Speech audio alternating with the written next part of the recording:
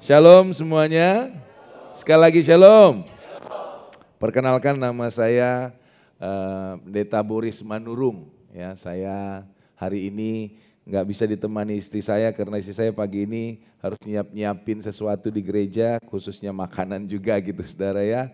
Pas ada bagian tugas hari ini. Jadi salam dari istri saya. Kami tinggal di BSD Villa Melati Mas. Saya dan istri saya mempunyai 5 orang anak, saudara. Berapa saudara? 5. Banyak ya. Rajin banget tuh Pak Pendeta tuh katanya. Saya dan istri melayani di GBIWTC, bawah pengembalaan Pak Wiryo Hadi, Pendeta Wiryo Hadi. Ada ibadah English service, biasanya setiap minggu jam 11. Jadi kami pastoral di situ, pastoring di English service-nya saya dengan istri. Tapi saya sendiri bukan full timer, saya dosen di University of Swiss German yang di Alam Sutra, saudara. Ya, istri saya ibu rumah tangga. Anak-anak kita udah gede sih, yang paling gede udah kerja 24 tahun, yang paling kecil sudah kelas 12 ya, kelas 3 SMA. Udah mau kuliah tahun depan, jadi usia udah hampir 18 tahun. Jadi udah gede-gede ya, kita udah mulai kembali lagi berdua lagi, kemana-mana berdua lagi gitu.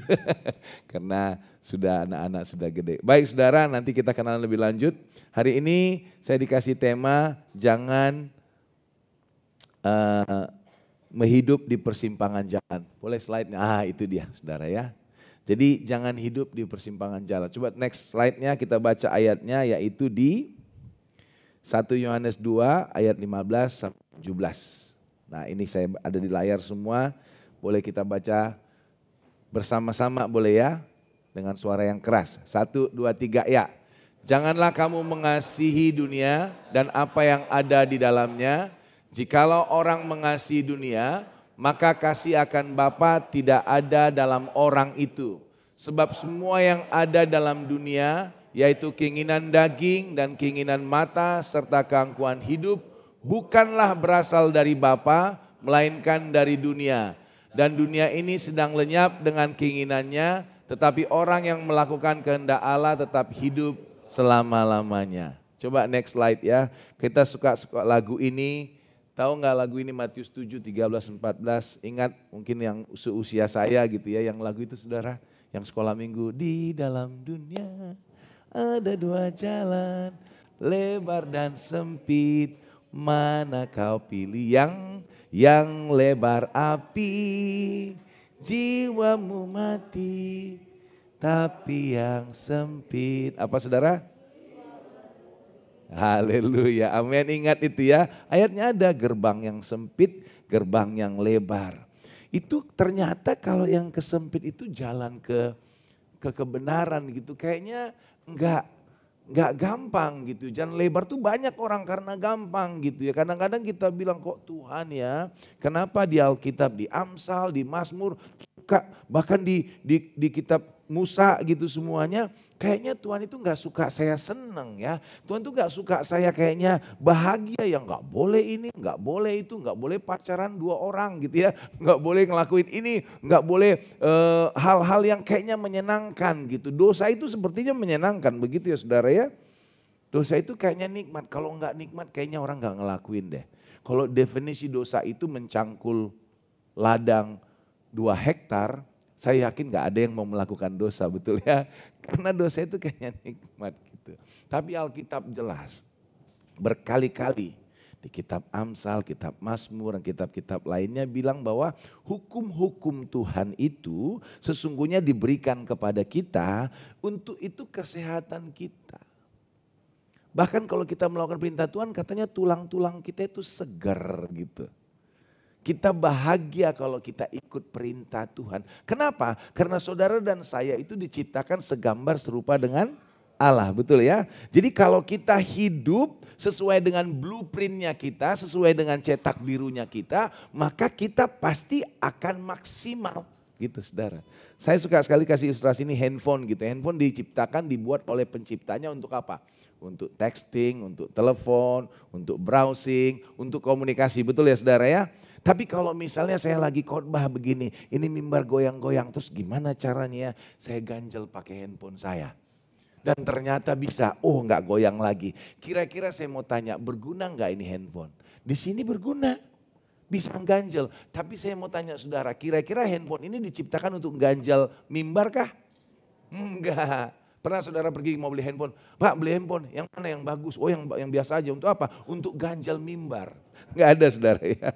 Ada yang bagus enggak yang bisa texting, bisa wah macam-macam saudara.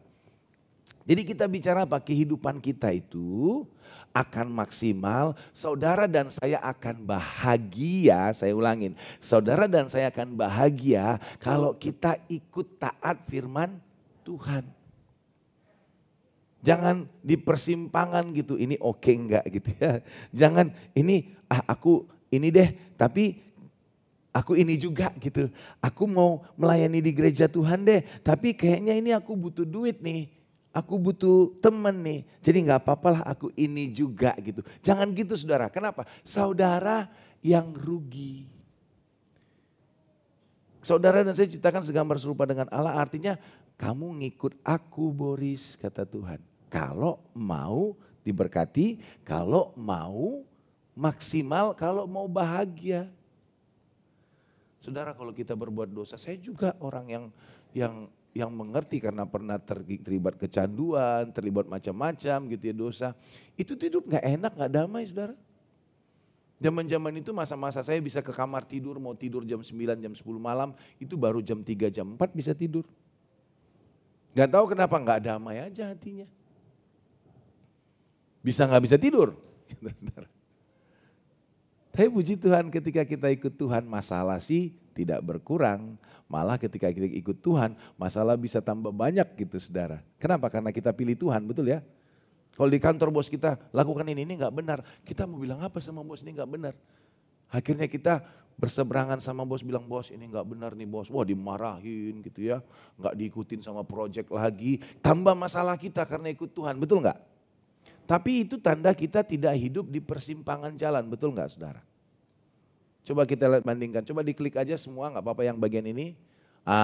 Ini instant gratification, artinya kenikmatan sementara dengan penguasaan diri.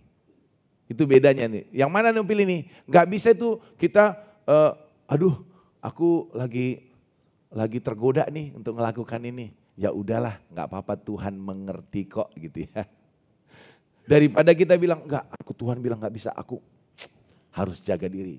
Atau misalnya tuh saudara, mikirin diri sendiri dengan berpusat kepada Kristus, kira-kira gitu. Self-center dengan Christ-center. Kita ini hamba-hamba Tuhan. Saudara tahu enggak, kita itu semuanya adalah duta-duta besar kerajaan Allah. Yang tahu angkat tangannya. Yang tahu itu. Ada ayatnya itu. Saudara saya itu adalah duta. Duta besar kerajaan Allah. Jadi kalau duta itu membawa, misalnya duta besar Indonesia di negara Inggris misalnya. Jadi duta besar itu, ambasador itu dia membawa negaranya di dirinya. Bahkan negara Indonesia akan support dia, semua makanan, minuman, mobil, rumah, semua disediakan karena dia bawa negara Indonesia dalam urusannya di negara Inggris, saudara. Itu powerful, kenapa? Ketika orang ini bicara, mengambil keputusan, dia berbicara dan mengambil keputusan atas nama Indonesia. Kalau orang ganggu dia, orang itu bukan hanya ganggu dia, tapi dia ganggu Indonesia, dia ganggu negara, saudara. Jadi kalau kita Christ center itu kita pikir hidupku ini untuk Kristus. Paulus bicara, hidupku bukannya aku lagi, tapi Kristus yang hidup di dalam aku. Nggak bisa kita mikir diri sendiri. Kalau ada teman yang bilang, bro telepon gitu malam-malam tolong dong ya. Pembantuku kerasukan. Gitu. Tapi udah jam 11, jam 12 malam.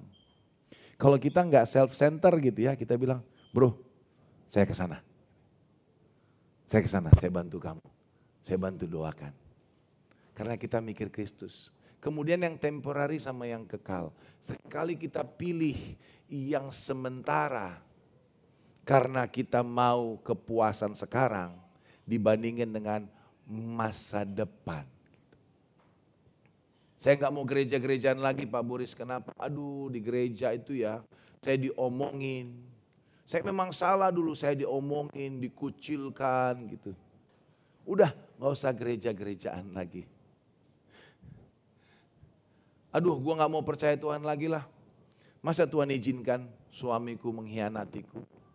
Masa Tuhan izinkan temanku mengkhianati? Nggak usah deh, itu teman-teman gereja semua tuh. Nggak usah Tuhan-Tuhanan lagi lah gitu kira-kira. Saudara tahu hidup kita itu cuma berapa? Daud bilang 70-80 betul ya. Kalau 100 sudah bagus gitu saudara. Ini yang kalau dibandingkan kekekalan nggak ada artinya. Nggak ada artinya yang segini nih, yang 100 ini. Kekekalan itu ya selamanya saudara. Tapi seringkali kita mengorbankan kekekalan itu karena hal yang sementara betul ya. Karena aku udah kerja, dia keluargaku sih udah kerja sama dia 10 tahun. Udah kayak budak, gak usah deh. Mendingan gua hajar aja dia, gua bunuh aja kira-kira gitu saudara ya.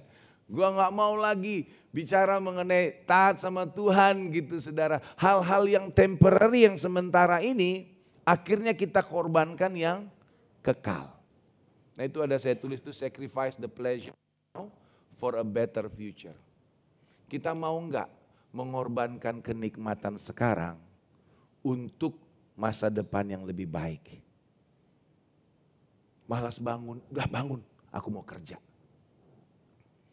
Malas belajar, nanti ujian ya udahlah berapa nilainya. Jangan, aku bangun, aku belajar. Biar nilaiku bagus, IP ku bagus, aku bisa nanti dapat kerja dengan baik. Better future. Aku ngalah deh sama istriku, ngalah. Aku ngalah sama suamiku. Aku tunduk sama istri, ya. Aku harus belajar mengasihi istriku. Kadang-kadang kita bilang gitu enak banget ya orang Kristen tuh ya, istri disuruh tunduk gitu ya. Kayak suami itu bos saja gitu. Tapi Alkitab di Efesus 5 itu bicara lebih dalam untuk suami-suami. Suami-suami dengar ya, kau harus mengasihi istrimu seperti Kristus mengasihi gerejanya, mati, bahkan rela mati. Jadi suami itu tuntutannya lebih besar. Kenapa? Dia bahkan harus berkorban sampai rela mati. Gitu. Istri cuma disuruh tunduk gitu saudara ya. Karena memang bukan tunduk sebagai tundukan kayak hamba ke Tuhan gitu ya. Tapi bicara kita punya satu kepemimpinan dalam keluarga. Sama-sama memang diskusinya, tapi suami itu adalah kepala saudara. Tapi kepala itu mengasihi gitu. Ya gak apa-apa lah aku mengalah, mengasihi istriku gitu ya. Untuk apa? Untuk kerukunan kami ke depan. Anak-anak toh ngelihat ya. Anak-anak toh ngelihat. Nanti aku bisa contohkan yang baik buat anak-anak. Untuk better future. Saya sudah melihat ada suami istri yang dari pacaran bahkan dekat sama saya sampai menikah. Berantem melulu. Saya tanya anak sulungnya, kamu udah punya pacar? Gak usah nanya pacar deh. Aku gak mau nikah gitu. Kenapa? Itu tuh ngelihat apa yang dia lihat contoh depan mata gitu saudara. Udahlah kenapa mesti berantem di rumah. Mengalah lah. Udah mau gemes, kan aku yang benar, terserah saudara yang benar. Sacrifice pleasure now untuk better future gitu saudara. Nabung, anak muda nabung. Aduh gue pingin nonton nih konser, siapa datang? BTS datang ke ICE gitu ya. Uang pas-pasan udah, yang penting nonton gitu. Gak apa-apa sih kalau mau nonton gitu ya K-pop atau konser siapa gak masalah buat saya. Tapi mikir gitu ya.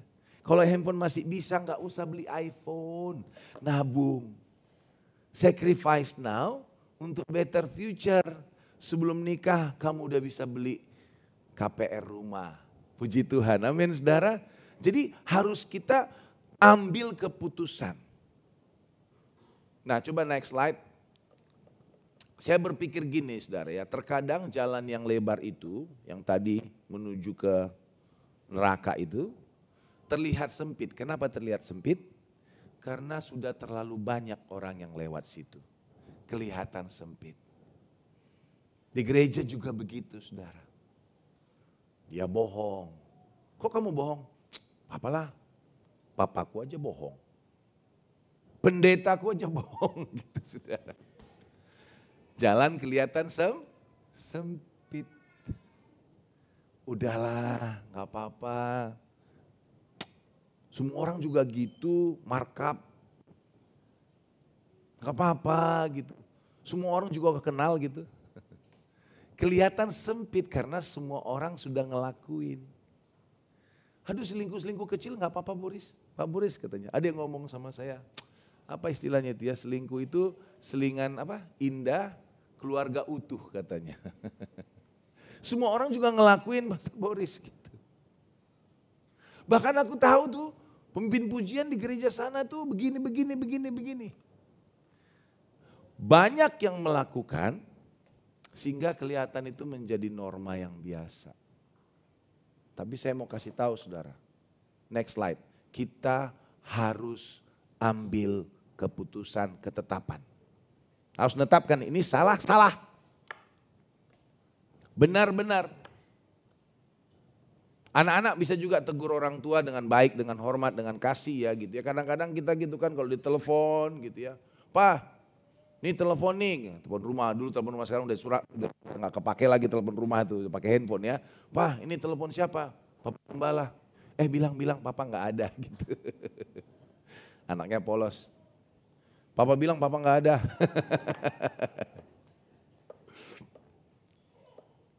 Yang benar ya benar. Santo Agustinus bilang begini, right is right even if no one is doing it. Wrong is wrong even if everyone is doing it. Yang benar itu adalah benar walaupun tidak ada yang melakukannya. Salah itu salah walaupun semua orang melakukannya.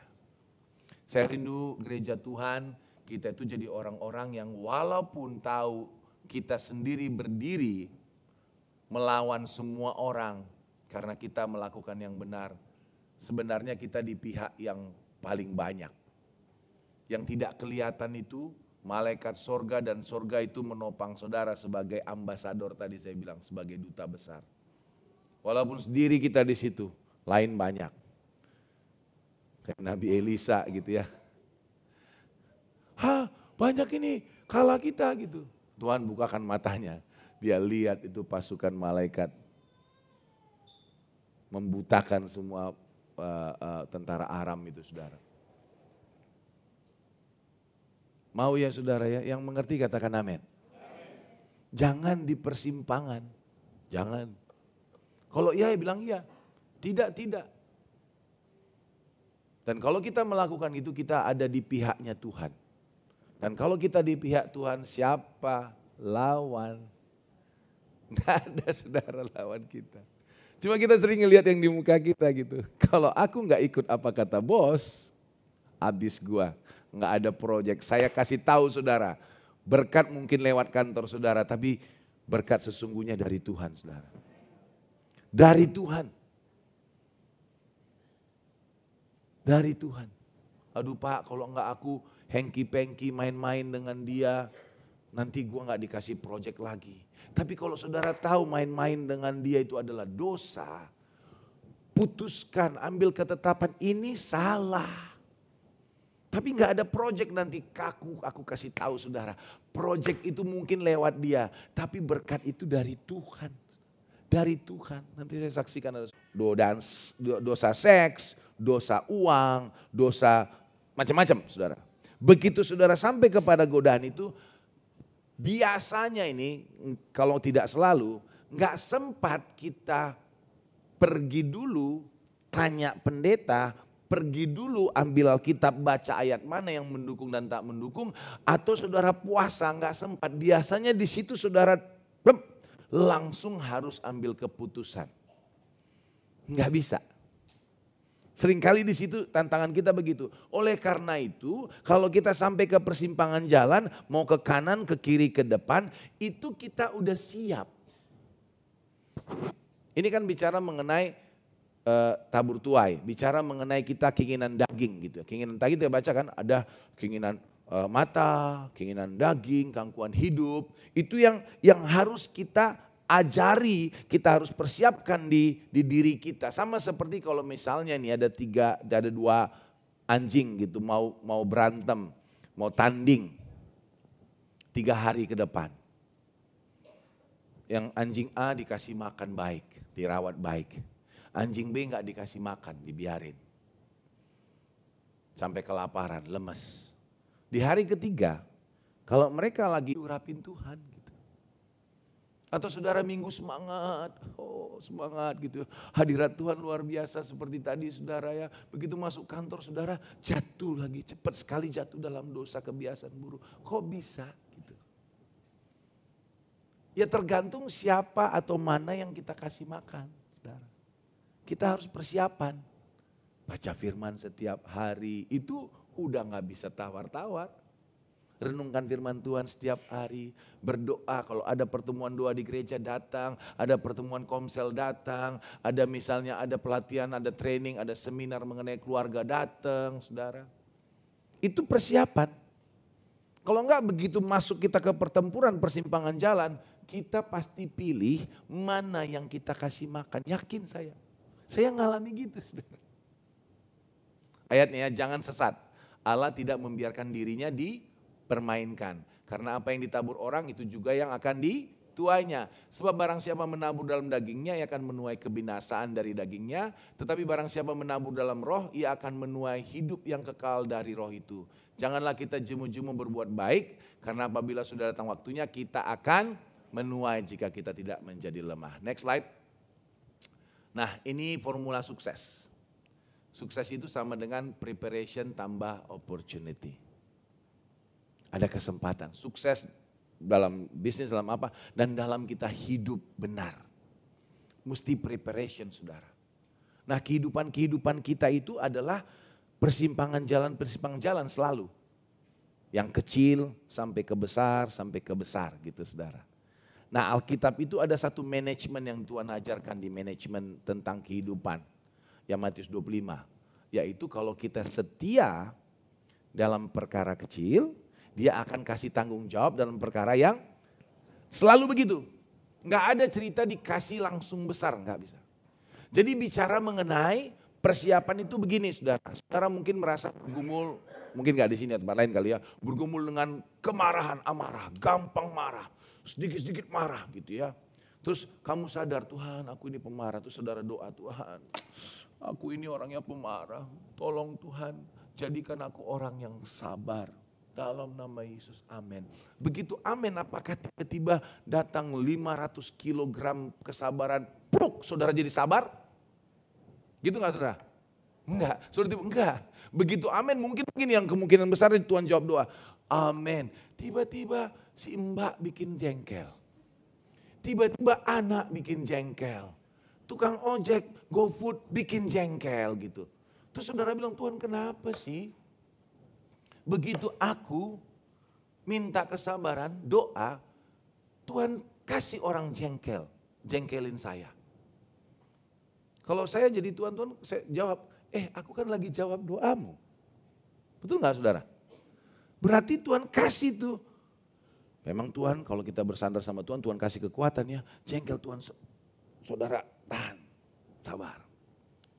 Berikutnya, bukan jengkel sabar, gak marah. Dibikin lagi kayaknya 5 kali, 50 kali, 100 kali. Kalau saudara bisa lolos yang di 5 kali, yang 100 kali, saya yakin saudara menjadi orang yang lebih sabar, betul ya? Jadi itu kayak persimpangan-persimpangan kecil, yang kecil dulu gitu ya. Yang kecil sabar di rumah, ngelihat anak sabar, ngelihat istri sabar, ngelihat suami sabar, lama-lama di kantor dimarahin bos sabar, di gereja. Jadi kita itu menyiapkan diri untuk kesempatan nanti datang, tantangan nanti di depan, untuk kita bisa benar-benar kelihatan sabar saudara. Itu salah satu contoh aja kesabaran saudara ya. Banyak yang lain. Dosa-dosa lain juga begitu. Bagaimana saya bisa sukses tidak di persimpangan jalan ke sini iya, ke situ iya, tapi saya ngambil ketetapan yang benar, yang salah dan saya bisa pilih yang benar karena apa? Karena saya selalu menyiapkan diri. Betul ya saudara ya? Kita tuh harus siapkan diri. Itu yang pertama tadi. Yang kedua ini. Yang ketiga next slide. Nah kita harus bangun kasih. Kadang-kadang gini saya tahu Kita adalah orang-orang yang bergumul. Saya juga bergumul, saudara. Kita itu kadang-kadang udah tahu mana yang benar. Nomor satu, udah tahu ini benar. Terus saudara udah siapin, udah berjuang gitu ya. Udah ngelakukan caranya pastor supaya saya itu bisa ngelakukan itu kayaknya nggak berat gitu. Rasanya kita citranya Tuhan ada di kita, kita juga akan maksimal, kita akan bisa melakukan kalau kita penuh dengan kasih, kita hidup dengan kasih. Saudara ikuti nggak tahu saya di sini ya. Saya sih nggak ikutin, tapi saya dengar jadinya saya tahu gitu. Itu yang K-pop, tahu ya K-pop, pop artis Korea yang cewek-cewek muda berlima berapa, ada cowoknya juga, cowok-cowoknya sampai cantik-cantik juga saudara. Saya lihat ya, tahu ya, tahu yang datang ke Indonesia gitu. Itu di sini rupanya ada namanya arminya tentaranya. Yang artinya mereka tuh fan berat lah gitu. Itu kalau waktu itu datang ke AS Macet, AS BSD. Itu ada teman di Komsel, waduh mereka itu juga beliin tiket. Jadi kalau begitu buka tiketnya hari ini namanya itu tiket war, perang tiket. Jadi buka laptop, buka komputer, buka handphone itu harus cepet-cepetan beli tiket. Dan harganya itu bukan 10-20 ribu atau 100 ribu, itu jutaan harganya. Aduh, kalau dia nggak dapat tiket dia beli ke calo bisa lebih mahal lagi. Saya dengar bisa sampai dia beli 8 juta gitu. Ya ampun. Gitu. Terus dia punya tante dari kota Surabaya datang ke sini sewa hotel. Hotelnya pada mahal semua karena banyak yang sewa kan. Nggak apa-apa, duitnya nggak banyak. Tapi wah berkorban. Dia bayar tiket pesawat, bayar hotel, bayar tiket nonton konsernya. Wah. Pokoknya kenapa? Karena sayang, karena suka sama ini artis Korea. Gitu. Saya tanya dong, saya agak berpikir. Saya juga dulu waktu muda, zaman-zaman kita suka sama Michael Jackson. Tahu Michael Jackson saudara ya? Udah meninggal sih beliau gitu. Tapi orang itu kalau lagi nonton konser bisa nangis, gitu.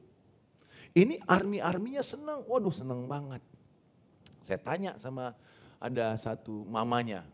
Mamanya juga suka gitu. Suka gitu. Kenapa suka sih Ci? Karena mereka itu menciptakan lagu sendiri, lagunya enak-enak. Mereka juga cakep, mereka juga melakukan community service. Disebutkanlah hal-hal yang dia lihat kebaikan. Terus saya pulang, saya diskusi sama istri. Itu ya saya bilang ya. Kita itu bisa jatuh cinta banget tuh sama orang-orang. Tapi kan mereka kan gak kenal, betul ya? Gak kenal pribadi. Artisnya juga gak kenal dia, sepupuan juga enggak. Itu sampai saya dengar, ini saya agak kagum ya gitu ya. Saya nggak menyalahin kalau saudara mau ikut nonton gitu nggak masalah. Saya lagi menyoroti bagaimana orang suka sekali. Itu ada artis Korea ini ikut wajib militer di negaranya, mereka harus potong rambut saudara. Nah dia potong rambut di sana di Korea, arminya fannya di sini nangis.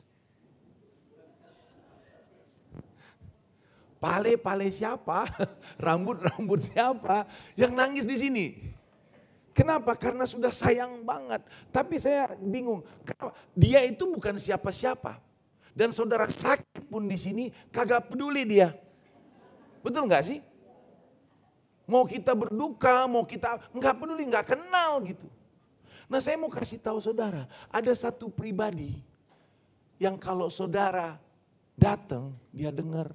Kalau saudara minta ampun dia ampuni, dia rela mati di kayu salib. Enggak pernah ada yang dia lakukan yang jahat sama saudara dan saya.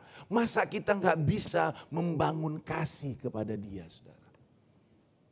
Masa kita enggak bisa, namanya Yesus Kristus saudara. Disuruh doa aja aduh susah, disuruh nabur aduh susah saudara. Beli tiket konser orang lain yang enggak kenal kita, yang enggak pernah mati atau berkorban buat kita, kita rela. Tuhan Yesus. Bagaimana saya bisa bilang di persimpangan jalan aku pilih ini bukan lagi berat. Kenapa? Karena aku sayang dia, saudara. Karena aku tahu dia. Itu sama seperti bucin. Tahu bucin saudara ya? Orang kalau anak muda sekarang saya dengar dari anak saya sih gitu. Bucin budak cinta gitu. Kalau dulu-dulu saya juga muda ada yang pas pacaran gitu ya. Ceweknya cantik banget, cowoknya aduh amit-amit dong kok mau gitu ya. Kamu kok pacaran kok mau sama dia? Wah dia baik gitu. Dia itu pelit tahu. Coba aku tanya, kalau kamu lagi makan berdua siapa yang bayar? Gua selalu. Gak pernah bayar kan, pelit kan? Gitu. Enggak dia baik. Dibilangin macam-macam, dibilangin juga sama saudara. Tetap dia sayang. Begitu nikah setelah setahun baru dia ngomong begini. Aduh ternyata ya suamiku itu kayak gini. Ya teman yang dengar gitu, udah dibilangin dari kemarin. Dari kasih tahu, lala gitu. Itu yang kita bilang namanya buta apa? Cinta buta. Kalau kita cinta buta, ini kita bicara manusia bukan bicara Kristus. Kristus gak pernah salah. Cinta buta, kita selalu melihat yang baiknya dari orang itu, betul? Dikasih tahu pelit, dikasih tahu jelek gitu. Tetap dia lihatnya baiknya dia. Pokoknya yang baik dilihat. Coba bayangkan kalau semua suami istri di sini sampai menikah, sampai punya anak, sampai punya cucu, yang dilihat di pasangannya yang baik-baik saja, pasti rukun. Yakin saya. Iya pastor, waktu saya pacaran kan gak pernah tidur bareng, begitu nikah tidur bareng, aduh dia ngorok. Itu bisa dia ngorok, anjing tetangga bangun. Bangun pastor. Oh iya, jangan kan dia bangun sendiri karena ngoroknya. Wah gitu, ada apa? Lu ngorok sendiri, bangun sendiri gitu saudara. Saya ingat mertua saya udah meninggal gitu, baik banget mertua saya. Tapi mertua saya gitu, dia kalau tiba-tiba ngorok, pas ada apa? Papi lagi ngorok. Dia dengar suara sendiri, bangun sendiri saudara. Gak pernah, aku tahu dia seperti itu, aku ngelihat yang baik-baiknya aja. Saya mau kasih tahu saudara. Kalau saudara mau bisa bebas di persimpangan jalan, pilih yang benar. Bangun cinta kepada Tuhan. Bagaimana caranya? Kita belajar bersyukur. Kita lihat apa yang dia lakukan. Saudara punya hidup pagi ini bangun bisa datang ke gereja bersyukur. Jangan mengeluh, aduh aku gak punya mobil, aku gak punya motor, pergi ke gereja jalan kaki. Saudara ada orang yang gak punya kaki. Bersyukur saudara bisa jalan. Aduh gimana ya suamiku ini ya. Saudara jangan mengeluhkan suamimu. Ada orang yang berdoa sampai sekarang gak dapat suami. Ada yang mengeluh anakku ini masuk remaja. Waktu dia umur 9 tahun, umur 5 tahun. Manis banget kayak malaikat. Begitu masuk remaja, aduh kok dia berubah ya pastor. Dia berubah kayak monster begitu gitu ya. Capek nih ngurusin anak nih. Memang kalau anak masuk remaja gitu saudara, memang dia ada namanya dia maksud fase yang kita sebut pubertas, itu prefrontal cortex-nya lagi terbentuk lagi. Memang begitu anak-anak, semua begitu, anak saya yang 5 juga begitu. Kita harus belajar mengasihi mereka gitu. Jangan bilang aduh Tuhan ini angkat aja Tuhan gitu ya. Banyak orang berdoa, saya punya teman berdoa sampai sekarang, ingin punya anak. Terus inseminasi bayarnya puluhan juta, gak dapat saudara. Bersyukur. Lihat Tuhan itu baik. Lihat Tuhan itu baik. Bersyukur selalu itu membangun kasih kita, cinta kita kepada Tuhan. Mertua perempuan saya dari istri saya masih remaja udah kena kanker, angkat payudara. Terus kemudian bertahan, dia bilang sama Tuhan, Tuhan boleh enggak? Jangan panggil aku sampai aku selesai mengurus suamiku. Dia mintanya gitu sama Tuhan, Tuhan kasih. Ketika kita menikah, diangkat rahimnya, kankernya, tapi dia bertahan, fight gitu. Kemudian angkat lagi payudara sebelah. Ketika papa istri saya meninggal, dia langsung drop. Kankernya udah di paru-paru belakang. Terus kira-kira 2 bulan sebelum menikah saya nanya, sebelum meninggal saya tanya 2019, Mami mau minta apa gitu. Dia dengan meneteskan air mata dia bilang begini, aku gak minta apa-apa nak Boris, Tuhan itu baik banget. Saya lihat ini orang yang sudah gak bisa makan menikmati karena kanker itu sudah mengambil rasanya dia, cita rasanya dia. Gak bisa ngerasa makanan. Jadi dia makan itu karena tahu dia butuh kekuatan, jadi dia makan, gak ngerasa. Tapi dia bilang, Tuhan itu baik. Dengan air mata. Saya kalau ingat itu saya bilang, aduh saya yang pendeta tapi saya yang diajarin gitu ya. Bersyukur saudara. Bahwa Tuhan itu baik. Dan kalau kita mengasihi Tuhan, ini ayatnya, sebab inilah kasih kepada Allah. Yaitu bahwa kita menuruti perintah-perintahnya. Perintah-perintahnya itu apa saudara? Tidak berat. Kok bisa tidak berat ya? Aku mau ngampuni dia berat banget pastor. Ya karena kita mengasihi Tuhan, kita tahu sudah diampuni Tuhan. Kita bisa mengasihi dia, enggak berat saudara. Tahu kalau saudara self-center bukan Christ-center, iya berat. Tapi kalau kita mengasihi Tuhan, kita pasti melakukannya kayak otomatis saudara. Saya juga bergumul mengenai mengampuni, tapi saya terus kalau ada orang nyakitnya cepat-cepat Tuhan ampuni dia. Puji Tuhan saya enggak ada nyimpan ganjelan sama orang. Apalagi saya gembala saudara ya. Kalau ada jemaat yang nyakitin nanti saya harus cepat-cepat ngampuni. Kenapa? Tiap minggu saya ketemu dia, betul nggak? Saya harus bisa mengasihi dan mendoakan dia, saudara. Next, yang terakhir ya saudara, yang keempat adalah make decision. Nah ini kita akan doa, saya akan berdoa nanti, yuk ambil keputusan. Saya nggak tahu pergumulan saudara apa yang saudara hadapi ya. Aku memanggil langit dan bumi kata Yosua, menjadi saksi terhadap kamu pada hari ini. Kepadamu kuperhadapkan kehidupan dan kematian, berkat dan kutuk, pilihlah kehidupan. Supaya engkau hidup baik engkau maupun keturunanmu. Ayo ambil keputusan hari ini. Saya tutup dengan satu kisah, saya punya teman pendeta, dia gembala. Dia bukan full timer tapi dia pimpinan di perusahaan gitu ya. Ya dia di hire jadi CEO di perusahaan itu. Ini kejadian sebelum pandemi saudara. Dia cerita sama saya langsung. Karena dia CEO kepala perusahaan gitu. Gajinya besar. 3 digit artinya bukan puluhan juta bukan jutaan. Tapi seratusan juta ke atas dia gak bilang sih berapa. 100, 200 gitu gak tahu. Pokoknya gajinya segitu tiap bulan. Nah dia suka traveling, suka tugas di satu-satu kota gitu. Nah karena dia pimpinan perusahaan banyak vendor-vendor datang ke dia. Bilang begini, ini aku tawarin dong dikasih hadiah, dikasih makanan, minuman. Dan gak jarang dia ditawarin wanita untuk dia bisa tidurin gitu saudara ya. Tapi dia kan gak mau, dia pendeta, dia punya istri, dia punya anak. Dia gak mau, dia tolak.